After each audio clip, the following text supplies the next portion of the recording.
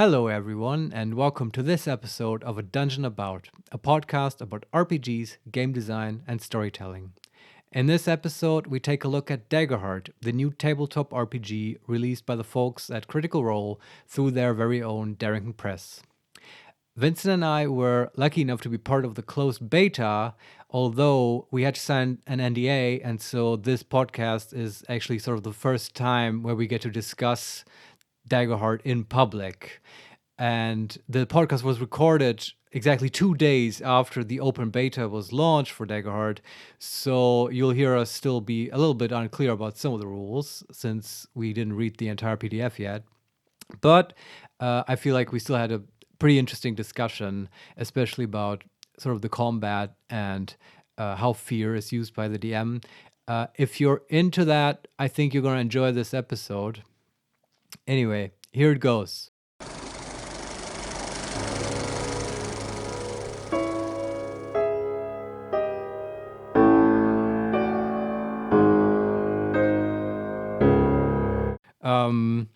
Well, I'm Great Daggerheart discussion we're having here. Did you look at it, Vincent, at the PDF? I did a little. Not too much. I looked at some of the abilities, and I looked at the beginning of the the rules book. Does it have more? Because that's what I was missing. That wasn't in the playtest material. Does it have lots of instructions to like the DM? Yes, it has a lot of instructions. I didn't really quite get to, I would say, the proper rule segment. Right. Because the beginning of the book, apart from having some disclaimers regarding, hey, we haven't edited this yet and all that. Sure. It's more about the general feel of the game, what it is going for. All right. Make it your own, make your own rules if necessary. I was also hoping for something like that. Yeah. And it's honestly quite wordy. Sure. Of course, they have not yet worked with an editor. Yeah, kill your babies and stuff. Mm-hmm. But I was surprised by the game starts with a good 10 pages of just general instructions on how to interact with the game, and it's just full A4 pages of text. Right. Does it do the thing that all RPGs do, which is explain to you what a role-playing game is in a way that is illogical and incoherent? Okay, scratch the last bit, but does it answer that question? Yes. Okay, yeah. But I skipped that part because, I know. But that's this is my secret obsession. I love reading those paragraphs, and I will, and then we'll talk about it, I'm sure. But they're often inherently contradictory. In what way? Well, in the sense that, okay, what is a role-playing game? Well, in a role-playing game, you, the DM crafts a story, and you are in charge of the main character. And do you see what I mean? It's just that tends to those two statements are in contradiction with each other, right? Yes, because if you are in control of the main character, then what is the DM in control of? Yeah, he's not exactly crafting the story, right? But it's also, I don't really blame people for putting that in their books because that kind of gets you an idea of what's going on. Just because it's contradictory doesn't mean it's wrong. Because I think that's the appeal of role-playing games, that kind of tension, right? That's not easily resolvable with okay, who is in charge here exactly, right? Who is telling the story? Well, it's kind of collaborative, right? It's difficult to pin down what's going on exactly. Yeah. So I'm curious about their statement. I have the PDF open. I'm not going to read it to you, actually, because that's... it's too much. I'll look into it myself once I have acquired the PDF. The first 3 paragraphs are introduction. Welcome to Daggerheart. What is a tabletop role-playing game? And what kind of role-playing game is Daggerheart? Okay, yeah. And then it starts with touchstones. And it... gives you some examples. Yes. It talks about inspirations for Daggerheart. That's good. And it lists TTRPGs like What are the? I'm very interested in this. Let's discover Yeah. this together. What are the inspirations? 13th Age, Uh-huh. Apocalypse Keys, I don't know that one. Apocalypse World, I know that one. same, Blades in the Dark, Sure. we knew that, Yeah. City of Mist, Yeah, I think I heard of that one. I haven't, Cortex Prime, Cypher System, Dishonored, Oh, now they're doing video games, right? Is No. Dishonored a TTRPG? No, this is just TTRPGs. Alright, We're alright. getting to video games later. All right. Dishonored, Dungeons and Dragons, of course, Flea Mortals, For Ah. the Queen, Genesis, Lady Blackbird, Masks, A New Generation, Pathfinder, Shadowrun, The Quiet Year, Wild Sea, and Slug Blaster. So I didn't know that one. So basically everything in the kitchen sink.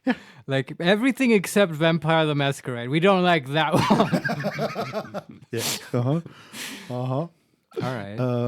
And then they go on with books, Yes. Song of Ice and Fire series, Ah, interesting. A Okay. Wizard of Earthsea, Sabriel, which I have never heard of. No, I don't know that. The I love these, but sorry, I love these lists also because I've honestly discovered books just by reading through the touchstones, inspirations of TTRPG creators. Yeah, I was so happy when I found in some of the last pages of the, I think, Dungeon Master's Guide or Player's Handbook for D&D. There's also a list of, hey, here are just a list of inspirations. Yeah, that was great. It's so cool. Yeah. So, A Wizard of Earthsea, Right. Sabriel, The Wheel of Time, and the Lord of the Rings series. Okay. Yeah. I mean, strong, except for that one that I just don't know. Yeah. And But man, are you surprised by this as well? Like, I would have not exactly expected Game of Thrones on this list. no. Just from looking at Daggerheart so far, and also now I was going to bring this up later, like looking at their one shot that they did and stuff. Just tone wise, Game of Thrones seems a bit more rough. Did you know, watch that? The one shot? I did, yeah. Okay, I haven't. I did some homework, Vincent. Come on. Well, I looked at the PDF, sorry. Yeah, it's perfect distribution of labor here. But it's just like Game of Thrones is a bit too dark, fantasy, gritty realism Yeah. for what I expected. But maybe maybe the way they played it, that's not the only way that you can play Daggerheart. Maybe. But I also, I'm starting to get into the actual game system, but one of the complaints I've read is that it's quite hard to fail in this game. Yeah, I can which see is, that. I would say, the exact opposite of Song of Ice and Fire. Yeah, absolutely. Everyone fails all the time. Yeah, the expected outcome is failure. Yes. But we can go on with movies and television. Yeah, go for it. The Dragon Prince. Okay. Never heard of it. Yeah. The Lord of the Rings. Sure. Again. The Witcher. Cool. Interesting that they listed as a movie and television and not as a book. Or a video game. True. And finally, The Legend of Vox Machina. Okay, Which sure. is- No, that's totally legit. That makes complete Yeah. sense. I mean, they are for taking me, inspiration from themselves. yeah, but that's totally like if you guess? if you Sure. didn't give me this list or you wouldn't tell me, okay, what kind of game is Daggerheart, I would have automatically assumed, oh, this is the system you would use if you want a TTRPG campaign similar to what Critical Role was doing on stream. Yeah, And I think that's totally legit to use that as an inspiration. Yeah, I guess. Still find it funny. Yeah, a little bit. And finally, video games, Borderlands, which is Okay. also a surprise, Maybe for the tone, I guess. right? That's kind of a funny game. It is, yeah. Yeah. But also much more grim at times than I expect this game to be. But, Dragon Age Inquisition, Interesting. Outriders, and the Elder Scrolls series. Okay. And that's it. And then they go into special appreciation and list. The Genesis system was a major inspiration for the 2-axis results of the duality die. Cipher systems, jam intrusions paved the way for spending fear to interrupt the scene. And they list a few more. Yeah, that's cool. I don't know the Genesis system at all. Well, that's not true. I've seen it a little bit. online, but I've not I read the PDF or whatever, and never played it. But I feel like they've taken inspiration from a bunch of other systems, which is great. It's you mix and match what works. That's what I would hope for. I do find it interesting in this whole list now. All the classic, like there is Dungeons and Dragons in there, but the sort of original inspirations for Dungeons and Dragons, all the sort of pulp fantasy stuff, your Jack Vance's, your Conan the Barbarians and all that stuff of like going into dungeons and grabbing treasure, not giving a fuck. That's not on this list, right? It's all more. How would you call it? A bit more highbrow, I guess. Yeah, also A bit more cultivated. I don't know. Maybe it's. Is it more recent? I guess not, right? Well, most of it, I mean, Game of Thrones, yeah, it's reasonably recent. I mean, like Jack Vance is what, from the 60s or whatever? Yeah, but then they also list The Lord of the Rings and Wizards of Earthsea, which is okay. Not The necessarily recent. Earthsea, that's the Ursula Le Guin novels, right? I think so. Yeah. Aren't they like from the 90s? I might be wrong about really? this. I thought they were older, but it might be. I don't know. I've read them. But it's certainly second half of the 20th century. As opposed to, well, actually, when did Lord of the Rings come out? In the 40s. Yeah, 40s right. or That's 50s. sort of still first half. I'm not totally wrong on that. Yeah. So yeah, maybe a bit more modern the inspirations, which isn't surprising. It's 2024. Get a grip. We don't have to play Conan anymore, and I don't want to. I mean, that's fine. I'm just noticing that, right? Yeah, that's a good point to make. And it's so that I'm still wondering. Okay, how would you play? Like, what's the desired play style? And like from this kind of list of inspirations, I would not put it down as a sort of OSR game. That's always what's going on in my head. How OSR is it, or is it not OSR at all? This seems more somewhere between Dungeons and Dragons and the Apocalypse World. Yeah. I have a very specific question, and this is also from watching the one shot of Critical Role. And since you've also heard a little bit about how, what the reaction was out there. Yeah. And you said like, oh, it's kind of hard to fail and stuff. So one thing that from the playtest materials was not clear to me was, okay, how does combat actually work? How do damage thresholds in particular work? I still don't completely understand it because I didn't read the PDF, but from watching the one shot, they had a big combat in there, and that was great. But what was happening was that people were rolling damage. Then the victim would, well, first of all, you have to beat with your roll the evasion, which is kind of like the natural armor class, I guess. Then if you hit, you roll damage. Then that damage needs to pass the specific damage thresholds of the victim. Okay. If it, and this is like minor, major, and severe.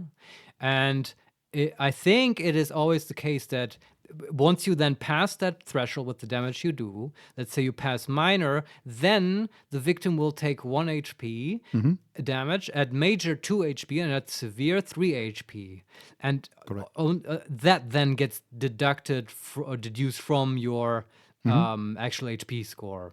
Yeah, looks like it. Yeah, and well, what do you think about that? Did I say it correctly? Is that how it works? I mean, I haven't read this before, but just skimming it here, I think you're correct. Right. And the GM tells you to take damage, compare that number to your thresholds, and mark hit points depending on the tier. Damage of 0 or below marks no hit points or stress. Damage below minor marks 1 stress, but no HP. Minor damage marks 1 HP, major damage marks 2, and severe damage marks 3 HP. Right. Okay, it reminds me. Like, just as a spoiler, I'm not decided on this. So it's it's not a trick question. There's no correct or incorrect answer. No, it reminds me of the CRPG Pillars of Eternity had something that reminds me a bit of this, because in that game your characters have HP, Yeah. but also I think just stamina or something. Sure. And when you fight, you don't usually use HP. You use stress, or stamina, or whatever they call it. Of course. And when you get hit, you lose stamina or stress or whatever.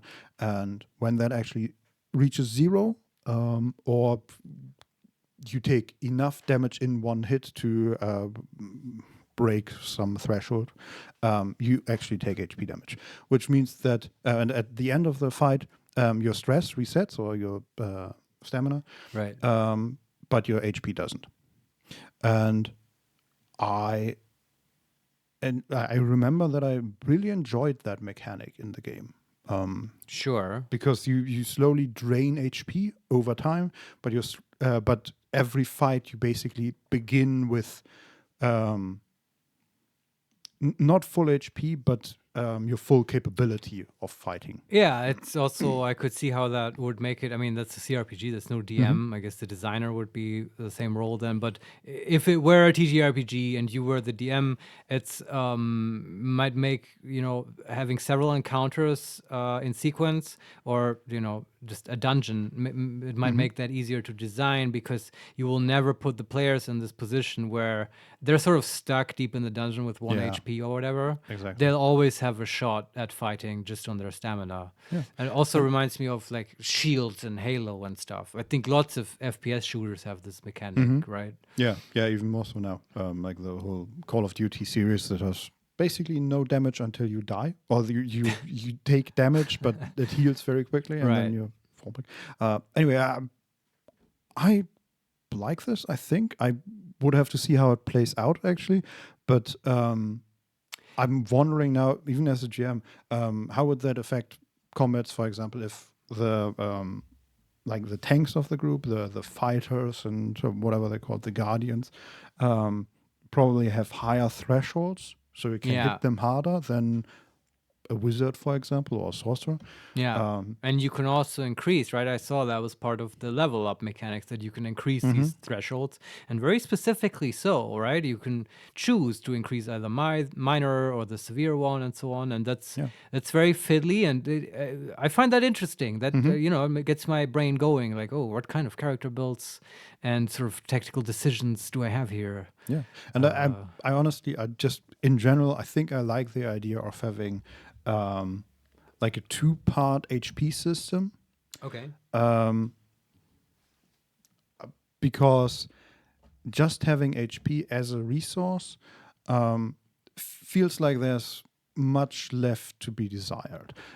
Because I think you talked about it in the video, actually. Basically, HP doesn't matter until you have 0. Yeah. That is absolutely true. I don't know how this will actually feel in the game in that regard.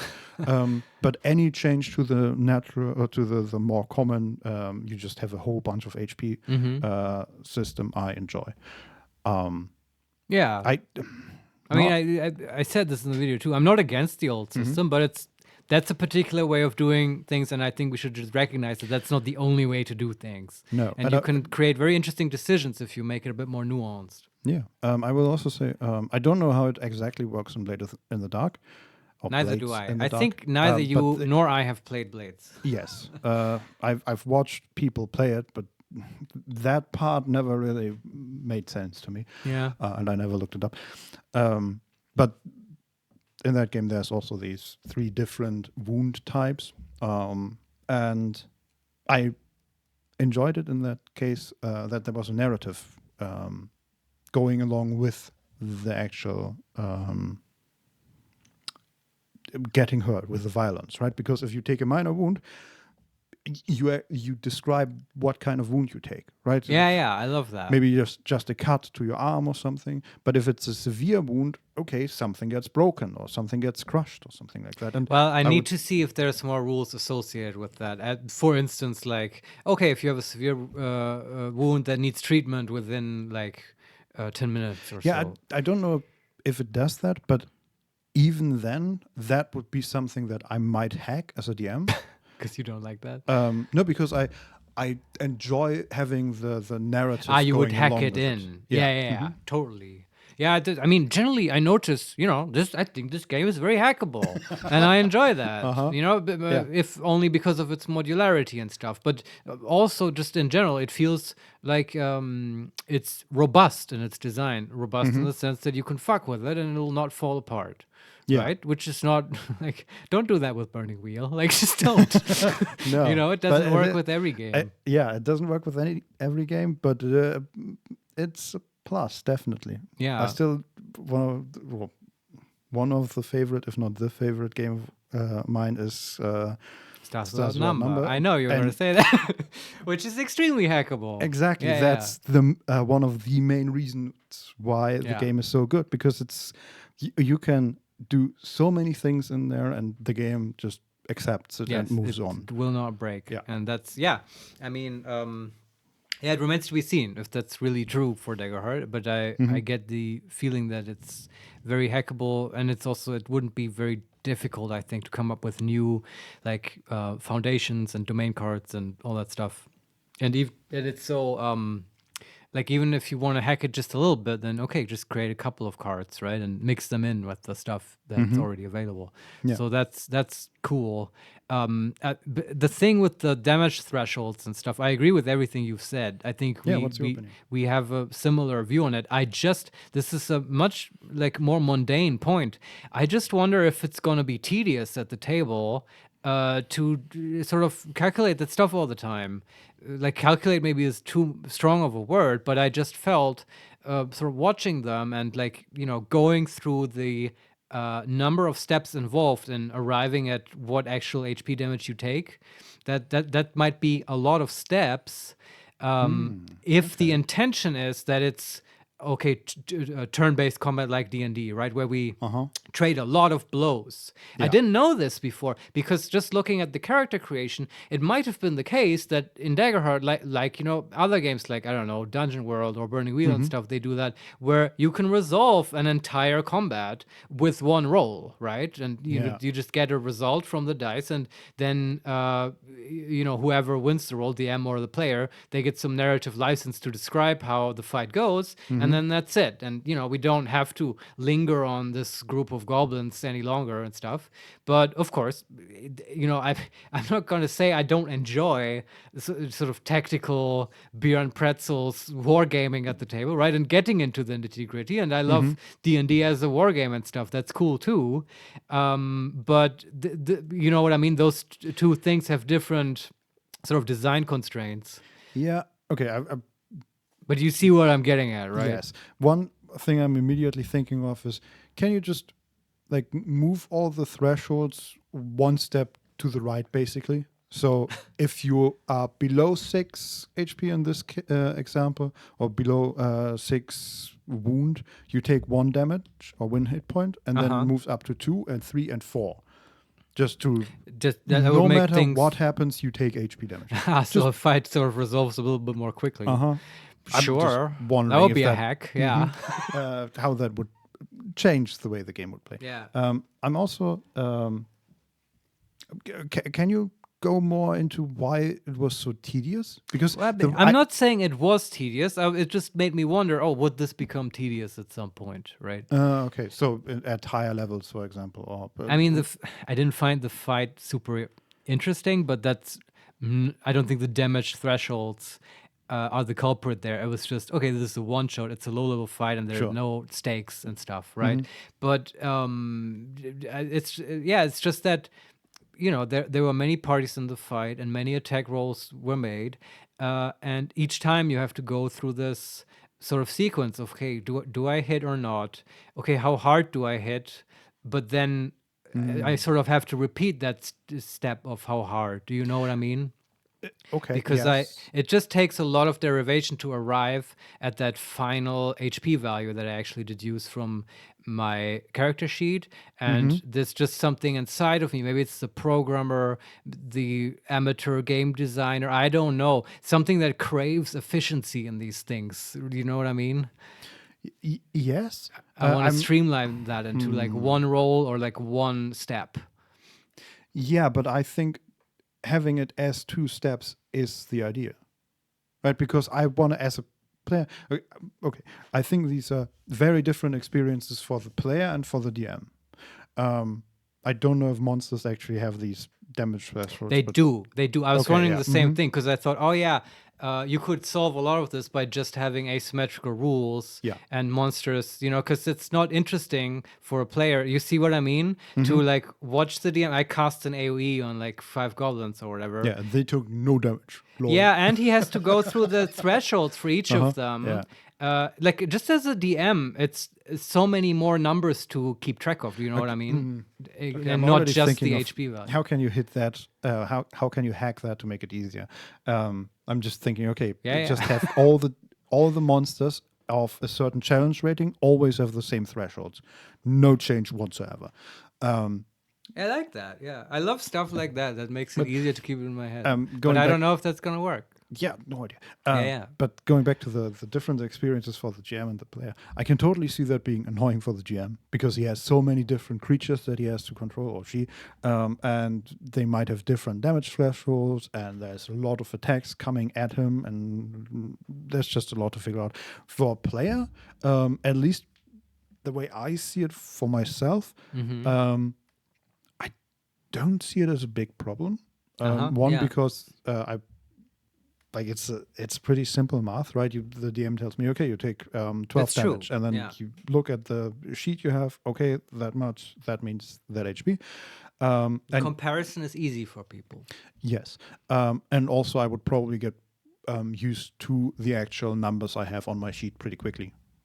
Just Right. knowing, okay, 12 damage. Okay, that means 2 HP. Right, without even having to double check. You bring something up though that this whole which mathematical or arithmetic operation are people doing? That makes a big difference in my experience, right? People are comparison is easiest, adding is easiest, after that, and then usually comes minus and division, subtraction and division. People hate that shit. And that takes more cognitive resources. So like the comparison step is easy and stuff. Here's a step though that I've forgotten, and that makes this, I think, much, much worse. I forgot it in the sequence earlier, but it's evasion, it's rolling damage, comparing to thresholds. Then the player has the choice of spending armor slots to, I think, roll dice in order to reduce the initial damage value. Change with threshold might be the selected one. And then, I'm counting 5 steps now, then you get to the actual HP value Okay, that's yeah, deduced. that changes a lot because as soon as the player has to take an action, I think Yeah. this is suddenly or has to make a choice. yeah, right? this is suddenly a very different beast. Because if you tell me as a DM, hey, you take 12 damage, and then you move on to the next character or the next attack or whatever, while I figure out, okay, what does that actually mean? That seems perfectly fine. If you have to wait for me to do the arithmetics to figure out, okay, I take that much damage. Do I actually want to spend armor slots? Okay, I can see how that would slow the Right, game and way down. they have to decide, do they want to use an armor slot each time they get hit, and then they have to do it and then subtract the amount and then do a comparison. And I just, from my experience playing RPGs for over 10 years, I feel that will slow down combat. Weird flex, but okay. Well, it's true though. Yeah. Not ashamed of it. Some people might be, but I'm not. Yeah. No, I totally agree. Yeah, but I don't want to be all negative Nancy on this because there's lots of complicated mechanics out there that we just got used to. It might be that once you get into the flow of it, this is actually very natural. It's just something that I was wondering about, and that I'm just very curious about playtesting this out. And Yeah, just me seeing too. how it feels. Yeah, I think apart from the whole armor slot stuff, I really like this. Even just as a player thinking about, hey, Yeah. the DM telling me, hey, you take 5 damage. And I'm grinning at him. No, I'm not. Yeah, I know minor you like threshold, that 6. idea. Sure, but how much how much are you gonna like that, Vincent, when it's you shooting like the turtle I'm gonna ninjas or whatever, hate that. and you deal no damage, Yeah. and Totally. that kind of stuff. Yeah. Yeah, No, I don't know. I like the system. I think there's some things I would change. But in general, I like what they're presenting here. Yeah, it makes me very curious to try it out. But that was sort of I don't know, the biggest thing I wanted to talk about, this whole damage threshold stuff. Let me ask you, Yeah. how did the game feel in the one shot? Well, Did it feel smooth? Did you enjoy watching it? Did you? Okay. well, I enjoyed seeing these wonderful people and sharing the fun they were having. Okay. That's a good start. It is. There wasn't, except for the combat, which I found mechanically very interesting, there wasn't that much that I've seen of Daggerheart. You know what I mean? It took like 20 minutes or so until the first roll came up. And that's, of course, what I'm looking for, right? And then they Okay. did a lot of rolls on knowledge and that kind of stuff. Ah. So, yeah, I don't know. Was- I bounced off for the exact same reasons that I bounced off the third campaign, yeah. Okay. which is it's just a thing. How did failure appear? Was there a situation where they just completely failed a roll? That's a good question. None with strong consequences, I would say. Okay. I mean, But okay, that might not be a Daggerheart thing, is the thing. Yeah, It might be a Matthew one-shot thing Mercer or in his Mercer, current yeah. form thing. That's you a know what I nice way- mean. Yeah, absolutely. That's a nice way to put it. His current form, yes. Well, that you Not know, his final form. It's like Picasso who had a blue face, right? This is Mercer in his face. I don't know how to call it. In his Daggerheart face. Maybe you would call it like that. I don't know. I don't know. I'm Also, a huge fan of Mercer. I loved the second campaign was my Mm-hmm. favorite. I'm a huge fan of Critical Role. I don't want to be negative. Is the thing. Yeah, I mean, this is why we're so excited about the game. Yeah. But by the way, do you have any idea why it's called Daggerheart? No, but I think it's a good name. Don't you think so? I agree. I mean, just it don't know has- why. It has great. Well, it's like Name of the Rose, right? There's nothing in the book Name of the Rose that has anything to do with that phrase, right? But still, Yeah, I it guess. sort of fits because, it summons up the same dictionaries. Do you know what I mean? It just creates associations Yeah. of words, and I think dagger is a total like Dungeons and Dragons fantasy role-playing kind of word that brings up those dictionaries. And heart, I like it. It's about love, it's about commitment, caring. It fits the dagger theme, right? You stab a heart. Absolutely, that too. That also comes up, right? That you have the pain of loss and heartache and stuff. I don't know. I think they picked a good name. I wonder how it looks like written out. That's sort of a thing that's also often overlooked, I think. You know what I mean? How if you just type it, does it look good? The typography of it. But I mean, I can sort of imagine it, and I think it looks. I mean, fine. the main logo they have is just the Daggerheart word, and it's in all caps. Right. So it's a pretty simple script, but it works in my opinion. And then the actual logo is, I think, just a dagger. Is that? Oh yeah, it's like a dagger that has either a cloth running off it or maybe flame, something like that. No heart though, for some reason. Well, that's what you have to bring to the table. Some That's heart. so smart, yes. Yeah. The other thing I noticed, and I was wondering, I'm not sure if we talked about this, but this was also in the one shot they did. Okay, two things actually. We're not done here yet. Hit me. Don't worry. So they had a wild variety of races, right? Like there was like a frog person, and I think a mushroom wizard, and all kinds of people, and Yeah. it's just gives me this feeling also of like a game that is extremely fantastical, right? Sorry, I'm just you started talking about races. The moment I stopped at the table of contents and looked at the long list of ancestry. Right, it's called Ancestries, Yeah. and that's fine. I just It's I keep having 16. this. There's too many 16. fucking RPGs and too many fucking terms for everything. Mm-hmm. I mean, they also renamed a bunch of stuff. Yeah. It's just a new terminology I'm gonna have Mm-hmm. to learn. I mean, at least they kept class. That's true. Yeah. I wonder why. There was one naming, I can't remember it now, but it kind of tripped me up. I'm not sure. Class, ancestry, No, community. no, we can't go through all the terms now. It's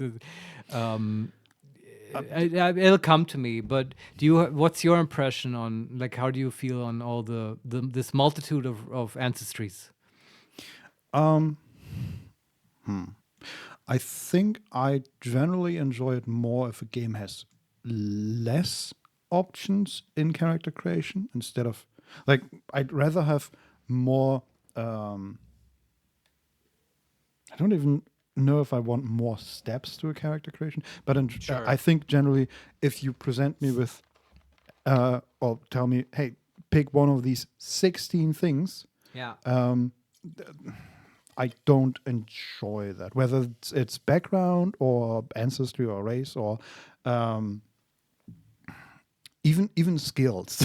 It's just it takes Well, what would make it better? Do you want more options or fewer options or a different mechanic altogether? generally fewer options. Ah, yeah, I okay. think works better in character creation. Right. I'm just I mean, you kind of get that with like subclasses and stuff. There's generally just Yeah. two. no, I'm just going through all the games we've played and how they work. Right, like in Stuff Without Numbers, you have your background and like your package or whatever, and your class Training and package. At then- least then you're- in the original edition. Yeah, It's it's slightly like different in the 2 or 3 revised one. choices, and Yeah. then you're basically done. Yeah. And even the choices you do make, they're not like there are 3 classes. That's it. Yeah. Or compare this with Basic Expert, right? The D&D version. You don't even get to pick race. It's part of your class. Yeah. Okay, this guy's a fighter and you're an elf. Go. And on the other end of the range Right. is, I would say, Burning Wheel, where the game tells you, hey, pick a life path. Here are 400 of them. Yeah. Of And course. That's a whole session in itself, making characters in that. Yeah, and in that case, you just have to go about the game differently, right? You Yeah. don't start reading the list and go through, okay, what do I want to be? You have to figure out who your character is before you even start actually looking Yeah. at the list, basically, because otherwise you'll just be overwhelmed and it makes there's no point to it. Well, I feel like if you're like a new player and maybe you haven't considered doing sort of fantasy or more historical medieval role playing, you can look at the life path and get a sense, get a little bit inspired by yeah, reading. definitely. Oh, I could be a bishop in this game. Okay, how does that work? But Yeah, that definitely. But you can't go. Yeah. I wouldn't suggest that you go through the entire list oh yeah, and read all of them and then pick yeah. the Try ones to you optimize think- your stats. Yeah, good luck. Yes. And this is, I think, for me, it's trying to be where Burning Wheel is without actually getting there. So But it has the choices are so flat, right? I mean, in Burning Wheel, it's sort of more hierarchical in the sense that the life path they have to be put into sequence and then they build on each other, and it forms this tree structure. At least all the choices in Daggerheart, right? There's no tree structure. It's all flat. Okay, here's your ancestry. Pick out of this list, and now pick your community. But it's not like, oh, these are the communities for cat people, etc. Do you know what I mean? That's the modularity. You can mix and Yeah. match freely. Also, I have to say, a lot of these things just don't evoke any fantasy idea. Yeah, I was Like how yeah. But they might write more fluff text in the final book, right? Sure. Or are you wishing for something else? No, I'm specifically thinking about, okay, what would I choose here? And some of these are totally obvious. Okay, I know what a dwarf is. I know what an elf is. I know what a demon is to some extent. Yeah. But I can imagine something where that would work, like a tiefling, where they can live in society. I have no idea what a Qatari is. That's a cat person, right? Yeah, but I also have no idea about. Is it a cat person? They're like tabaxi. Yes, I have no idea. Do they have a specific society they live in? Yeah, What yeah. are their features? And I don't mean like physical features. What are the features of their characters? Mhm. Like if I hear goblin or orc, have some idea what I'm getting into. Sure. But And we all have those ideas, right? And we share them, and that's why we can create a narrative together. yeah, but here with a lot of these, I don't know. Well, I mean, I can tell you that I have some associations about cats, and like I would not leave a glass at the edge of my table with a tabaxi in the room, or a Fair. Qatari or whatever. Okay. And like, I'm, excuse me. I mean, we're not completely lost, but I think I share your. It's just I don't mind having like some additional options to the traditional ones that we all know. Yeah. It's just there's a lot going on here, and I think I would like it if it's a bit reduced, and then more the I'm just saying what D&D does, but give me an option and then split it into sub options. Sure. That might work better. I don't know. Yeah. I'm feeling a little overwhelmed by this gigantic I think we list. share that. That's the main problem. I have no issue with stuff being fantastical, and I have no issue with RPGs deviating from the standard elf, halfling, human, and so on.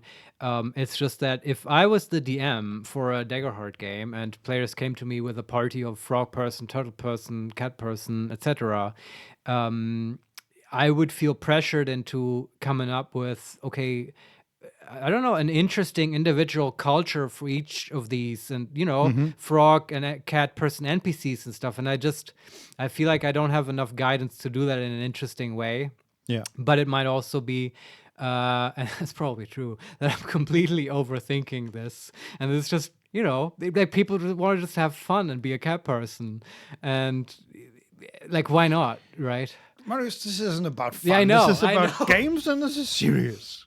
I mean, I think the problem though is already solved if you just reduce, like, you as a DM, you can say, okay, pick like 4 cool special races, and those are going to be in the world, and that's it. Like, I can deal with those. Right? And then we just don't have all of them at the same time in the same world. Then I feel like it just gets too crazy for me. But Yeah, pick just the races that start with a G. How many would those be? 3. Like, do they have Goliaths? They have Giants, right? Giants, which I actually thought was super cool. I love and they said like giants have 1 to 3 eyes, which I really enjoyed. That's nice. Yeah. Yeah. Giant, goblin, and galapa. Or galapa. Right. But it's okay. See, here's the thing. If you told me, okay, let's have a campaign where you have these 3 ancestries and they are like on a mythical island on the back of a turtle, and they've been fighting over this turtle island since beginningless time. And then my mind would get going, right? It starts, and I can deal with that and come up with something, and that's interesting. But it's just, if it's like everything in the kitchen sink and it's just, the creativity doesn't get going in me. Yeah. I need some restrictions, but that's all easily solvable. And it does make me wonder, like, I don't know, when we played fantasy role-playing games, it was always the sort of pulpy kind of Conan-esque play, I would say. But there's also, do you know what I'm getting at? Like, you could have more sort of fairy tale like stories that you play through, right? What if you start a campaign and you make the story about something a bit more whimsical, exactly. Like, I'm stealing this from somewhere, but I forget. But just know that I'm stealing. I don't want to pass this off as my own. But like,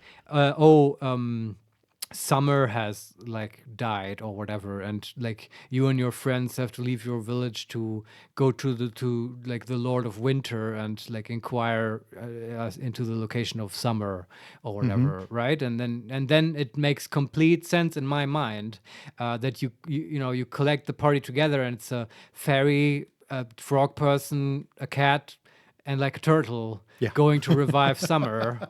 Well, that might work. Yeah. But that's a totally different kind of RPG from what I'm used to.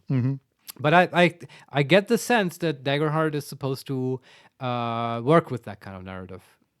I think it would, yeah. Yeah. And I'd be interested to try that out and then completely wreck the entire game by abusing damage thresholds and like armor reduction. Okay. Can I tell you, like the first review, the first comment I read about the open beta was someone saying, I used the character creator to make I think it's a Guardian or the other fighter type. And he basically did the same build that I told you about, where you stack armor and then you have an ability that can like shield deal bash. damage based on your armor. Yeah. And apparently he was able to one-shot every enemy. Huh. Yeah. Well, I mean, it's a play test. Yeah, sure. And they specifically said the balancing is not in yet, basically. But Sure. Fun. I guess that's what we're here for, to do the balancing, sort of. Yeah. There's one more thing I wanted to bring up. And this also, right? I'm sure like next week or whenever we meet again, with this more Daggerheart talk to be had. Probably. After we've studied the materials a little bit more. I see cover, line of sight, and darkness. And I am curious. Oh, I'm going to have a field trip with this. After what D&D did with I know. light and obscure. I have a lot of questions. Oh, wow. But also, it would not have been satisfying to just give the PDF a cursory glance and then have like half knowledge now. And next time, we'll go deep on this. 377 pages are waiting for you. Well, challenge accepted. But this was also in the one shot, and I noticed it, and I wonder what you think about it. Oh wait. Yeah, They please. I'm just seeing a subheading here: playing blind, deaf, or mute characters. Okay, here we go. Okay, this might be. Want to take a break? Sure. Yeah, okay. And when we get back, let's talk about blind characters in Daggerheart. We'll be right back. See you in a bit.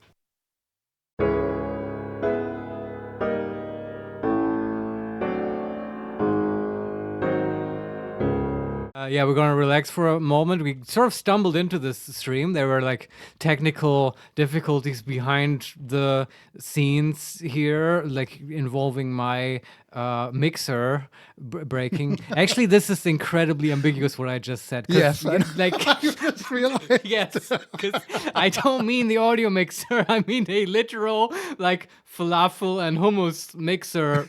How do you like that? I feel like mixer isn't even the correct word, Vincent. I think it is.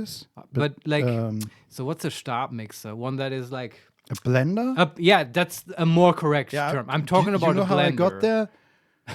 Google? By thinking of the old, does it blend? Oh yeah, will it blend? Will it blend? Yes. And where they throw a cow into a blender and stuff. I've And, heard. gnarly stuff. So yeah, I threw a cow into my blender and it broke.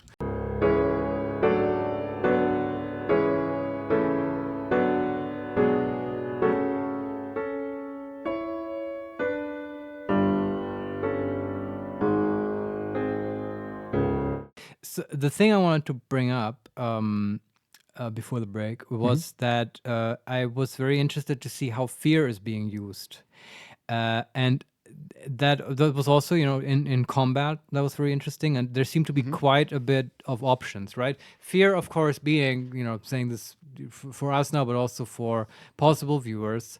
There's the duality dice is the basic resolution mechanic of Daggerheart. You roll 2d12. One of them's a hope die, one of them's a fear die, and simultaneously you have to beat an obstacle. I think that's become clear by now.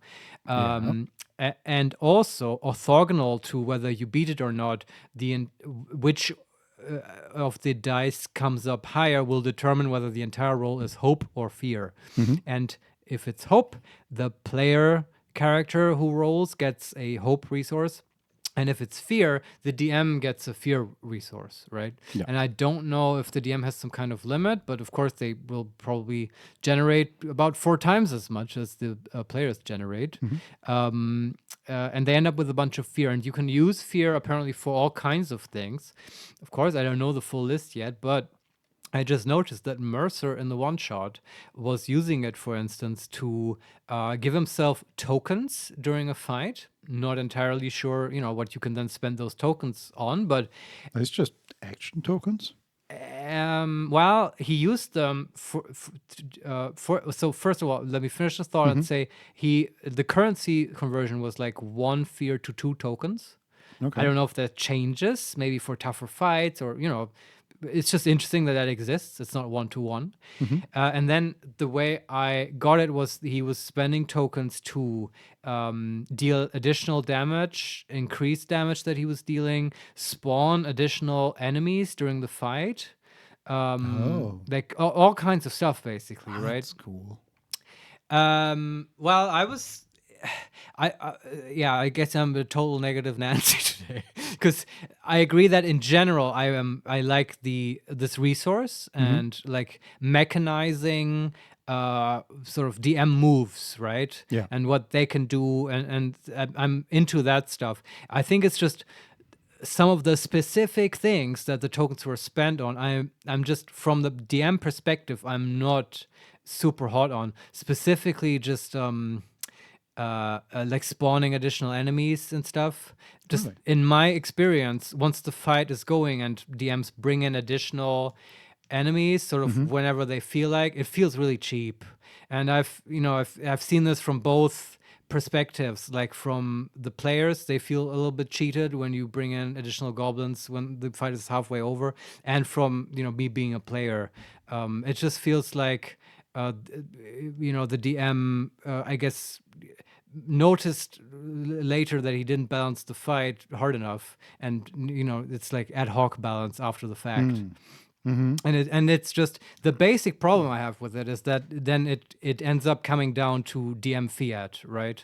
And just okay, did we are we going to win this DM or not? You decide, right? Yeah, but Marius, that's always the case. Yeah, but the illusion, no, it's depending on how you Yeah, I know. You're kind of right, but also kind of not, because and this will come down to preference, right? And DM's playstyle and all of that. The thing is, this is my main gripe with that. I think me as a DM, I don't want to have to make those decisions anymore, because I want to have fun, and fun to me means playing to find out what happens. Isn't that one of their principles? It might be. I don't know. I think so. Might as well be. But I, as a DM, also want to find out what happens, and that means to me not necessarily deciding at each moment what's going to happen. This sort of the longer I played these games, the more I have sort of fit into this mold where I wear basically 2 hats. This is the designer hat, which is before the game starts, where there I really want to think about balance and how to challenge players and all that stuff, and want to have cool, interesting fights. But then once I start playing, I want to put the designer hat away and just use the DM hat, right? And I guess the OSR has this term, the referee, right? And that's kind of what I'm getting at, where you're not really the dungeon master, you're just the referee applying the rules in a fair way, which is also an illusion, right? You're still definitely guiding the narrative. Sure. But I just, I don't want to have to decide, okay, this fight was too easy for you guys. Here's some more goblins. I just, in that case, I want the players to feel successful and feel like, yeah, okay, you really outsmarted me here. Yeah, okay. I guess in Daggerheart, that would actually be the decision, because I'm still thinking, well, you can totally, as a designer, decide that at turn 2, these Yeah. many enemies of these types will enter the fight, regardless of what the players do. Oh yeah, I can mean, do not that also regardless, with but- my designer hat on, right? If I do that before the game starts and then during the game, okay, this is just it's a set piece fight. This is Yeah. how it's gonna develop. I'm totally fine with that, right? Because then I don't have to make any more decisions once Yeah. it starts. So the problem here is that you do not want to make that decision Yeah. in the fight. Yeah. And yeah, I get that. But that's very specific to that one, bringing in more enemies. That's a strong choice, and there's a lot riding on that, right? It's also, it feels a bit lame because as a player, I would probably make it a point to kind of scout things out and get an impression. How hard is this encounter? How many people are we fighting? And of course, you can't be 100% on that all the time, but it's just, Sure. that's one. I don't know, that rubs me the wrong way apparently, but of course you could also opt not to do that as a DM, and there seem to be plenty of options to spend tokens, and I Yeah. don't have that much of a problem with just increasing damage or whatever. Okay. I would say I'm a big fan of adding more enemies halfway into the fight. Mostly because I'm playing with you, and you tend to just control everything right. there is. So it's a I great see your way point. of counteracting control spells. And also in general, I set the number of enemies that will join the fight before actually playing the fight, because same, I enjoy being a designer that wants to kill the players, and then being Right. a very nice DM and allowing you guys to do basically whatever you want as long as it's Right. vaguely within the rules, and seeing how you figure out how to get out of that situation. And I generally enjoy that, but I see your point that giving the option might be dangerous. It could feel frustrating and cheap Yeah. if applied wrongly. But I'm still intrigued by the whole mechanic. Yeah. I mean, there's a lot of ways to do this the right way, I think. The other thing about it that I'm just thinking about, I don't have a strong opinion on this yet, but I just find it interesting that you basically this is just a randomly generated resource. Like there's no influence, or very little. Of course, that Demon Frank character dude I made does this, right? But there's, Yes. in general, as I see it, no way for the players to influence how much fear the DM generates, right? I mean, you're just going to roll as much as you roll at your table. That's going to vary from table to table a little bit, but I guess you could do that. Just play in a way where you're rolling as little as possible so the DM doesn't generate fear. Well, yeah, But the it's going to be DM 50-50, right? Yeah, Is my also point. the DM kind of decides how much you roll. Yeah. So, yeah. He can always get more fear if he wants. Yeah, but the players have a lot of options to generate hope, right? Like that was... They have more options for that, I'm sure. In the yeah. cards that Yeah. I've read, there were like that was like maybe a quarter of the cards were just, hey, you generate hope. Hey, you generate hope and heal stress. Yeah, like I think so. I mean, the wizard at least had a mechanic that let him generate additional hope. Yeah, Definitely. and it continues like that in the higher levels. I read the wizard, Right. Mm-hmm. or some of them at least, and what is it, Guardian, and both of them had lots of ways to generate hope. Yeah, I mean, it seems to be the main resource. Yeah. I like all that stuff. So I would say the argument is that yes, you cannot influence fear, but you Yeah. can counteract it by hope, and you can influence how much hope you get. Sure, Right? but I would say those currencies don't convert, right? They're not really commensurate. You can't really compare them, Sure. right? Like, I mean, okay, I don't know yet what the DM is doing it, but it seems to be completely asymmetrical to player abilities. Like I use hope to cast spells and stuff. The DM seems to, he can create a new entity out of nothing with the fear. Sure. spawning but enemies. And so stuff. can you with hope. Well, okay, sure, that's fair. But I'm I know assuming that that because there there's are a spell. summoning spells Yeah, like at higher levels. Yeah, sure.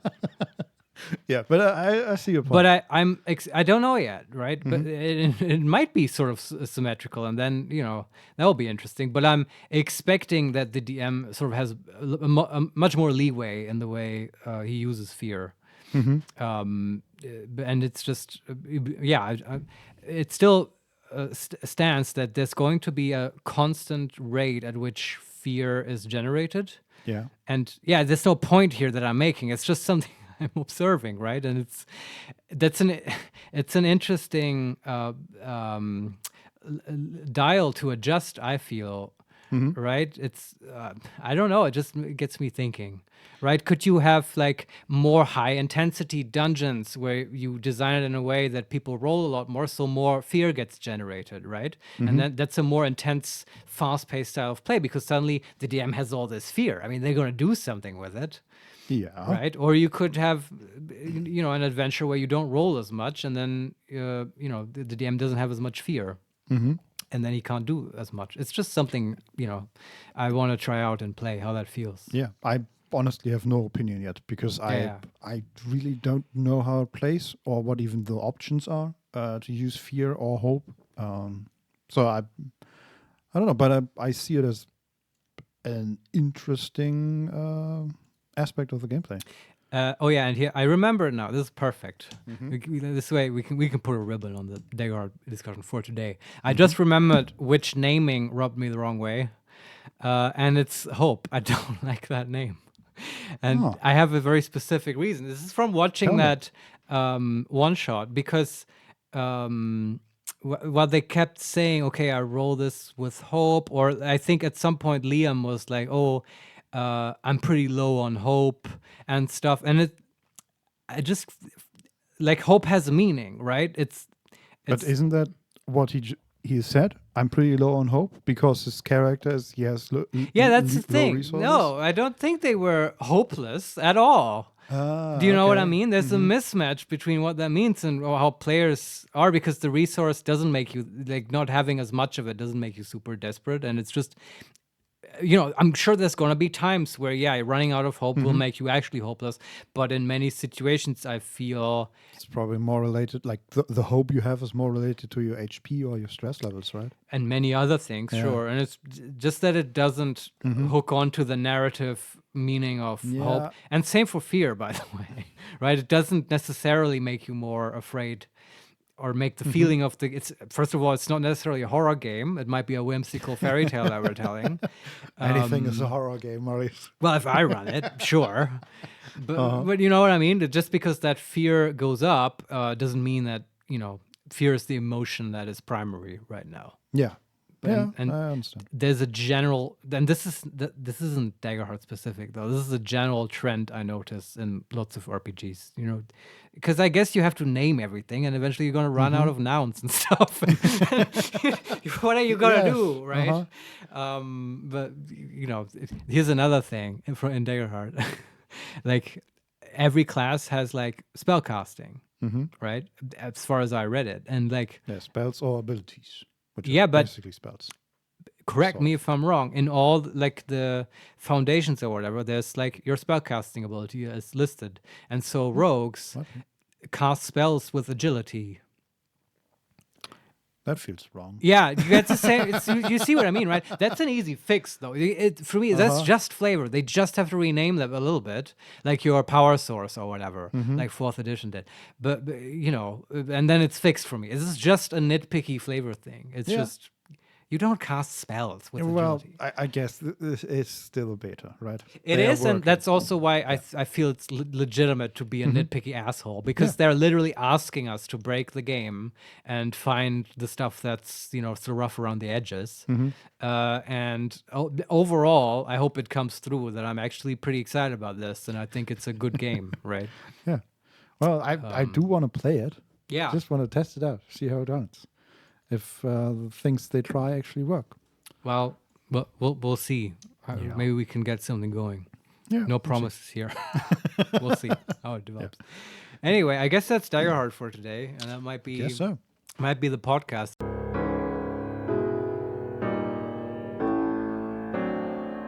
I hope you enjoyed this episode of the A Dungeon About podcast. We record live usually every Thursday at 4 p.m. Central European Time on Twitch, twitch.tv/HeMakesMePlay_live. You can also watch some of our Let's Plays and other videos we create on the HeMakesMePlay YouTube channel. That's youtube.com/@HeMakesMePlay. And you can also follow us on Twitter @makes_play. Thanks everyone. See you next time.